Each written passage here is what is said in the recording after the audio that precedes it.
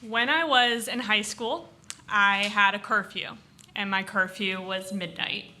And it was awful because I was the only one in my friend group who had a curfew. And midnight when you're 18 is early. But my mom stuck by it throughout high school and even throughout college. She said nothing good happens after midnight. And I, as an 18-year-old, would have told you nothing good happens ever in my small town, so the timing didn't matter. But those were the rules, and when I came home from whatever I was doing, I would come upstairs into my parents' bedroom, and I would shake my mom awake and say, "I'm home." She would say, "Okay," and she would be able to sleep better for the rest of the night.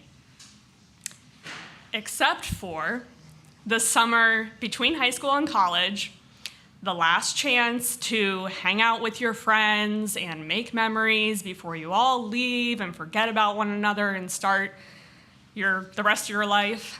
I missed curfew a couple times. And it was always like a 12:30, like a 12:15, 12:20, nothing crazy.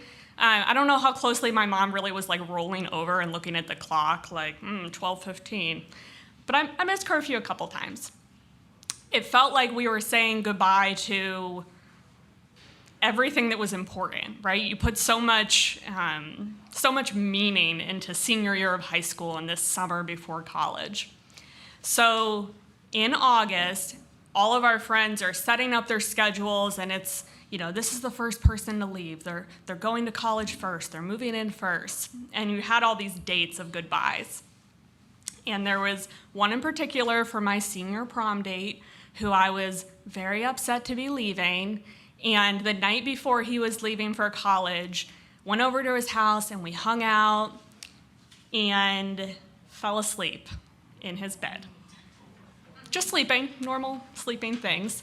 But in his bed, in his house, in a part of our town that did not have cell phone service, and midnight came and went, and we woke up at some point around 3 o'clock to a horn honking in the driveway, and startled awake and looked at my phone, which didn't say anything because there was no service, so I didn't have any missed calls.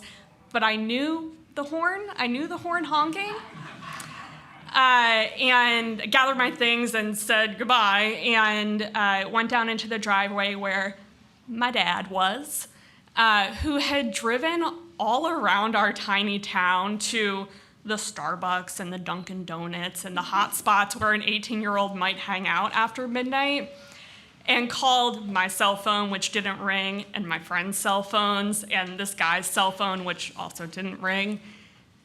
And I kind of slunk into the car and was like, "Hey, sorry, we fell asleep."